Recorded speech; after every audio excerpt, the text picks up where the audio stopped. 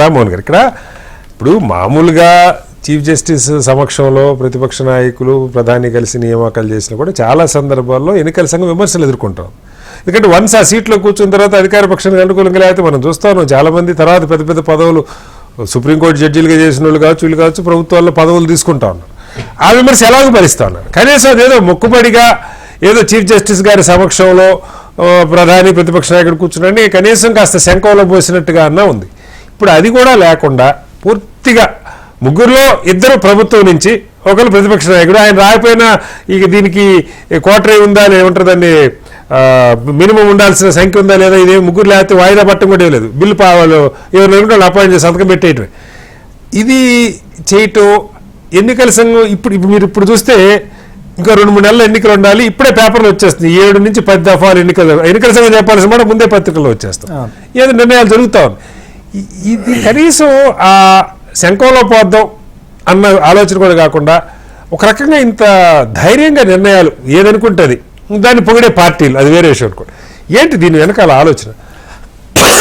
First of all ఒక fundamental thing నుంచి మనం వద్దాం. ఓకే, అసలు ముందుంటున్నటువంటి ఏదైతే అపాయింట్మెంట్ ఆఫ్ చీఫ్ ఎలక్షన్ కమిషనర్కి సంబంధించింది, ఎందుకంటే అదొక ఇండిపెండెంట్గా పోవాల్సినటువంటిది, స్వతహాగా వాళ్ళ నిర్ణయాలు తీసుకునేటటువంటి అధికారం ఉంటుంది.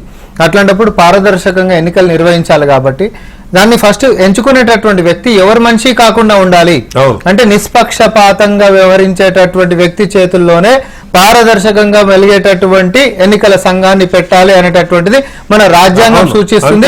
ఆ సూచనలో భాగంగానే అధికార పక్షంలో నుంచి ప్రధానమంత్రి, ప్రతిపక్షంలో నుంచి ప్రతిపక్ష నేత, అదే విధంగా వీళ్ళిద్దరిని కూడా చూడండి, లెజిస్లేటివ్ బాడీని మొత్తం బ్యాలెన్స్ చేసుకుంటా జ్యుడిషియరీలో హెడ్ అయినటువంటి చీఫ్ జస్టిస్, ఇలా ముగ్గురిని మెంబర్ చేస్తే అంటే తూకం ఇట్లా పట్టుకుంటే ఇద్దరు కూడా సమానంగా న్యాయమైనటువంటి ఆయన రోల్ కూడా ఉండాలి. కాబట్టి ఈ ముగ్గురు కలిసి సిఫార్సు ఎవరికి, మన రాష్ట్రపతి గారికి చేస్తే ఆయన అపాయింట్ చేస్తాడు. ఇది పాత చట్టం. ఇప్పుడు మీరు చూడండి, పార్లమెంట్ లో చట్టాలు చేసేటప్పుడు ఇక్కడ చీఫ్ జస్టిస్ రారు, ఎందుకంటే చట్టాల యొక్క సంరక్షణ అనేది మాత్రమే జ్యుడిషియరీ చేస్తారు. ఇక్కడ చట్టాలు అక్కడ ఆల్రెడీ ప్రతిపక్షాలని ఇట్లా 146 మందిని బయటికి ఎంటేసి చట్టాలు 3 నిమిషాలలో పాస్ చేసుకోవడం అంటే అయిపోయింది.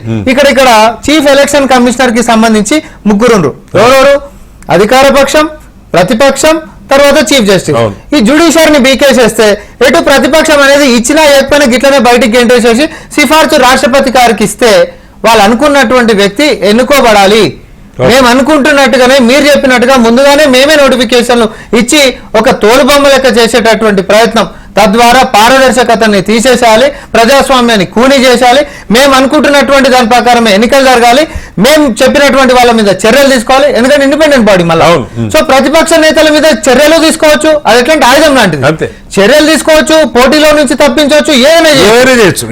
మాత్రమే తోలుబొమ్మ లెక్క వాళ్ళని పెట్టి ఈడ వీళ్ళు పెత్తనం చేసేయాలనేటటువంటిది ఈరోజు ప్రజాస్వామ్యం ముంగట కూని చేస్తుంటే కూడా ఈరోజు చోద్యం చూస్తున్నటువంటి దుస్థితి. ఇక ఎవరి కేసులు అనుకున్నాయి కాబట్టి, ఎవరి సర్వైవల్ వన్ కావాలి కాబట్టి చప్పట్లు కొడుతున్నటువంటి దుర్మార్గమైనటువంటి దుస్థితి. రీజనల్ పార్టీస్ తప్పగా మీరు అన్నట్టు వారే అన్నారు భయపడి, ఎవరు స్వార్థం వాళ్ళది. మళ్ళీ మేము కాదంటే మా పాత కేసులు చూడి మమ్మల్ని లోపడేస్తారు అని చెప్పి, అంతకుమించి వేరే లేకపోతే దేశం కానీ, ప్రజలు కానీ, ప్రజాస్వామ్యం కానీ, పారదర్శకత కానీ ఏ అంశాలు కూడా వాళ్ళ యొక్క దృష్టిలో. ఎందుకు మెన్షన్ చేశానంటే చెప్పిన వ్యాఖ్యలు, నాయకులు చెప్పిన అటు 2 పార్టీల నాయకులు చెప్పిన వ్యాఖ్యలు చాలా విప్లవాత్మకమైనటువంటి మార్పు, ప్రజల్లో విశ్వాసం పెంచేటువంటిది, డైనమిక్ కాలానికి తగ్గట్టుగా అని చెప్పి కొన్ని పెద్ద పెద్ద పదాలు